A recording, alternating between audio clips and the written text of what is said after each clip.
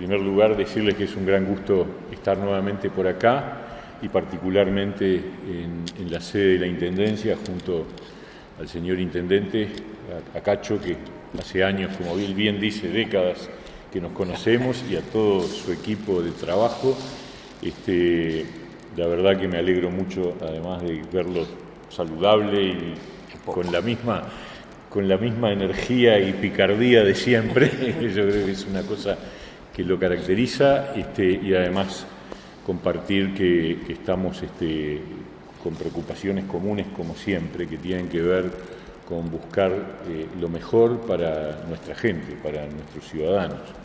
Y el motivo de esta comparecencia, de esta visita de hoy, es que nos parecía que transcurrido ya 3 años y medio, un poco más, de la gestión de este gobierno, era necesario hacer una suerte de rendición de cuentas en lo que tiene que ver con el panorama laboral del país, y obviamente con una referencia más específica al caso departamental, pero particularmente qué ha ocurrido en el Uruguay en materia de empleo, de salario, de protección social. Y ciertamente estamos, no digo satisfechos, porque yo creo que si uno se siente satisfecho es que siente que está todo terminado, que ya ha cumplido. En realidad no, pero contentos porque nosotros iniciamos esta gestión en un momento en que el empleo estaba en un proceso de deterioro continuo, permanente. Desde el 2015 al 2019 el Uruguay tenía indicadores de empleo en bajada, y hoy, después vino la pandemia, o sea que eso se profundizó, se hizo más agudo por obvias razones, porque la pandemia impactó directamente sobre el empleo, y hoy podemos decir que los datos en materia de empleo en cualquiera de los indicadores que uno elija están en niveles mejores al 2019. Es más, los indicadores relacionados con la cantidad de personas que están en el mercado de trabajo, con la cantidad de puestos de trabajo, están en los niveles del 2016, o sea, bastante antes de la bajada que ocurrió luego con la pandemia. O sea que no solo recuperamos al nivel del 2019, sino que hemos mejorado a niveles previos al 2019. ¿Que nos quedan desafíos? Nos quedan, por supuesto. Seguimos teniendo inequidades en el acceso al empleo. Por ejemplo, nos sigue doliendo el hecho de que entre los jóvenes el desempleo es mucho más alto que en el conjunto de la población. Seguimos teniendo una brecha de género, es decir, entre las mujeres el nivel de desempleo es más alto que entre los varones. Pero hemos trabajado de manera tal que hoy los puestos de trabajo, la cantidad de personas ocupadas es mucho mayor que la que teníamos antes de empezar esta gestión.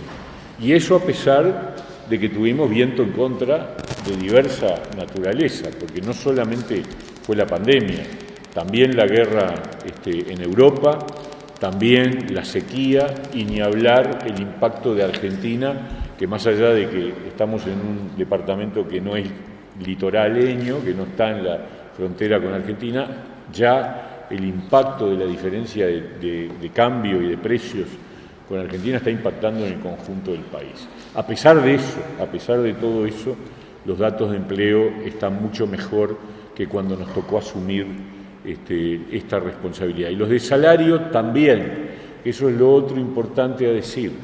Ya el salario estaba estancado en 2019.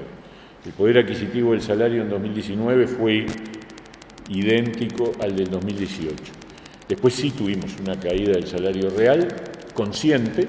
Nosotros sabíamos en el 2020 que ante la situación de la emergencia sanitaria había que priorizar el empleo, el sostener los puestos de trabajo, y aceptamos que iba a haber una caída del salario, que efectivamente ocurrió.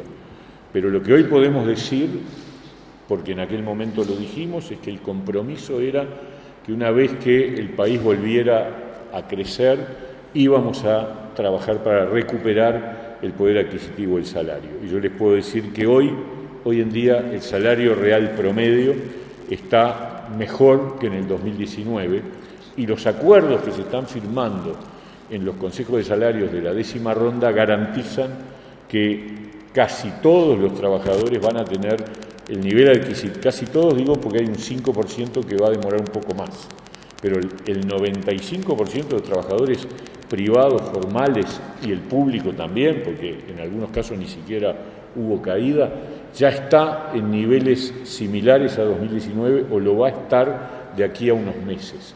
Y vamos a terminar el periodo de gobierno, yo auguro, gracias a que además la inflación ha bajado, con un poder adquisitivo mayor que el que había en el 2019. O sea que cumplimos sobradamente con ese desafío, que era un desafío muy difícil. Mucha gente creía que no íbamos a poder recuperar el salario real, el poder adquisitivo del salario se ha recuperado.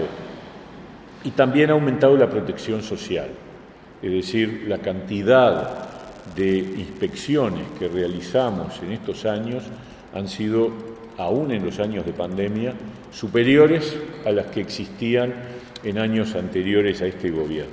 La cantidad de inspecciones es muy importante porque es lo que garantiza el control de que en los puestos de trabajo se cumpla con las leyes, se cumpla con los cuidados, se cumpla con los criterios de salud y seguridad en el trabajo. Y eso también hemos logrado mejoras notorias. Y me parece que estas cosas hay que decirlas, hay que informarlas y hay que justificarlas, y es por eso que ahora vamos a hacer una presentación. Pero bueno, yo no quiero hacer una cosa muy larga, más bien abrir a preguntas, porque supongo que no solo sobre esto habrá interés en la prensa de conversar. Acá hay que tener mucho cuidado con los márgenes de error en las mediciones estadísticas. Una medición de un mes, para decirlo más claro técnicamente, el dato surge de la encuesta de hogares. La encuesta de hogares es representativa del total de hogares del país, pero cuando uno lo abre por departamento son 19 y obviamente la representatividad por departamento corre el riesgo de no ser adecuada. Por ejemplo, yo les digo, el dato del seguro de paro en Durazno de septiembre a octubre de este año bajó, o sea, se redujo, y eso es contradictorio con esa idea de que el desempleo está tan alto.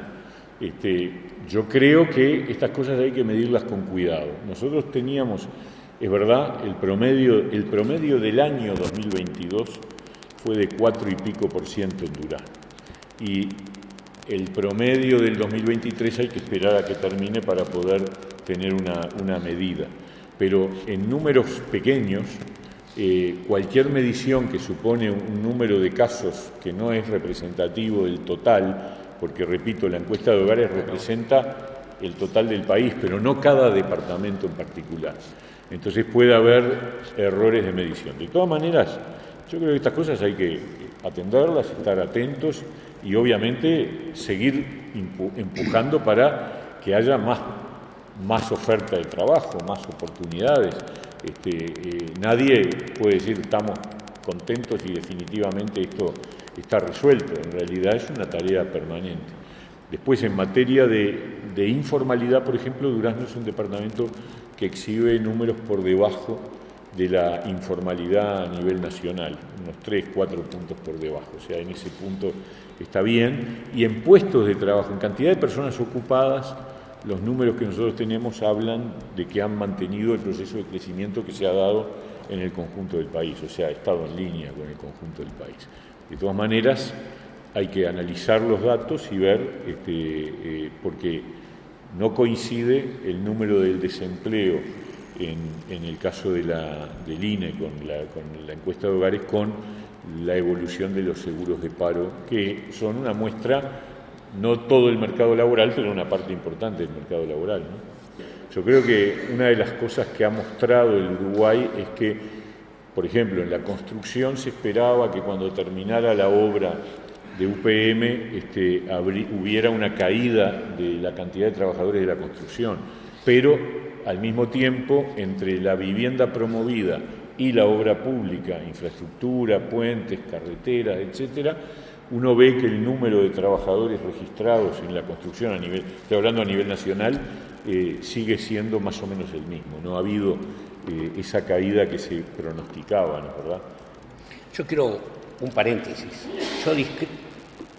Opinión mía, que creo que es también opinión del diputado Tierno, que se encuentra presente, como el resto de los integrantes de la mesa. Martín, me puedes corregir,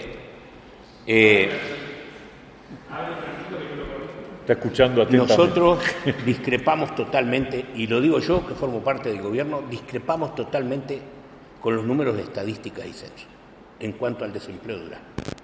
Yo les pregunto a ustedes, compañeros de la prensa, ¿cuánta gente de Durazno trabajó en UPM? ¿Cuánta? ¿Conocen? ¿Conocen gente de Durazno que haya trabajado en UPM? Muy poquito.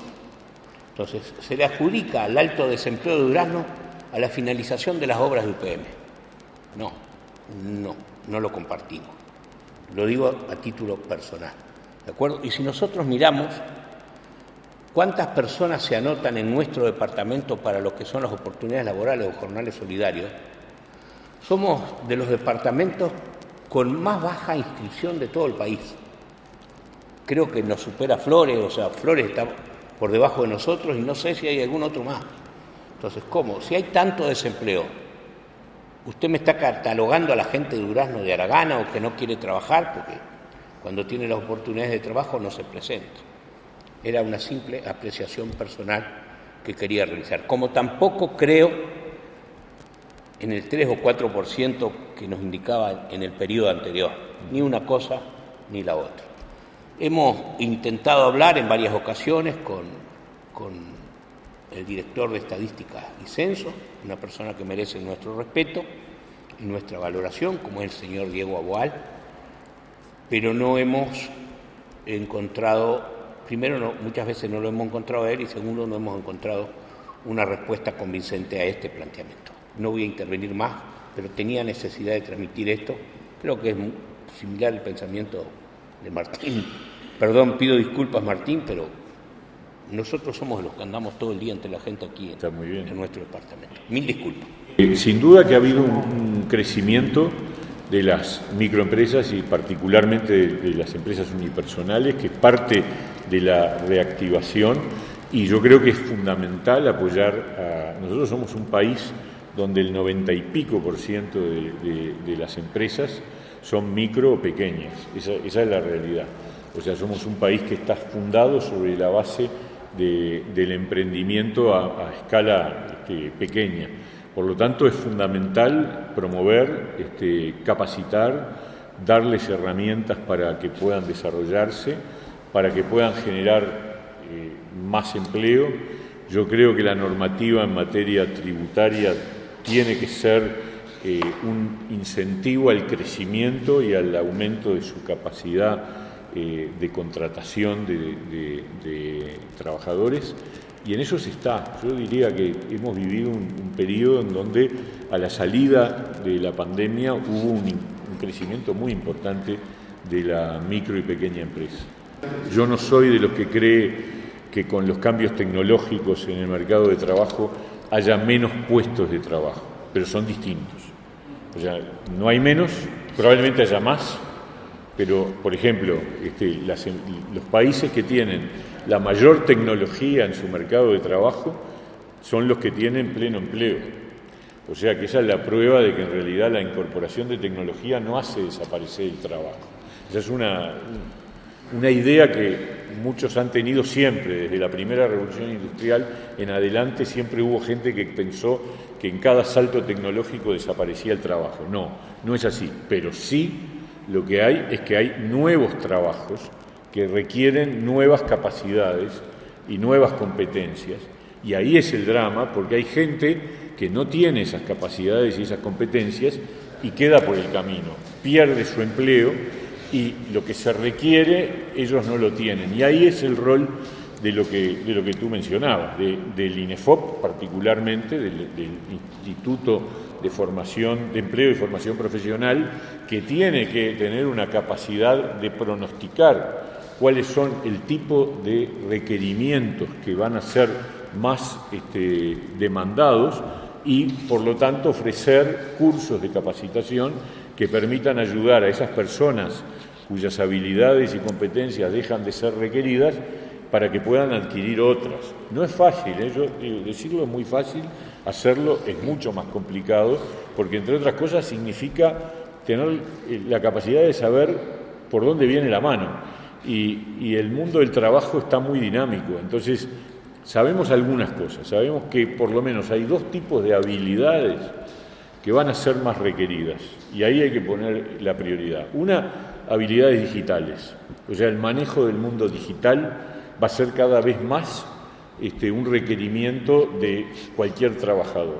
O sea, el tipo de empleo que va a crecer está asociado a manejar ciertas herramientas digitales. Y la otra son las habilidades que llaman blandas o transversales, es decir, aquellas que tienen que ver con la empleabilidad, que la persona sepa trabajar en equipo, que sea proactiva, que no falte, que cumpla el horario, y en esas cosas hay que trabajar también, porque no es que todos los uruguayos tengamos incorporadas esas habilidades. Entonces, esas dos cosas son clave. No alcanza, no. Además hay que saber en qué sector de actividad va a haber crecimiento, va a haber oportunidades, y todo eso hay que hacerlo además rápido, porque de nada sirve darse cuenta si después pasó la ola, ¿no? Y bueno, ese es el desafío que tenemos.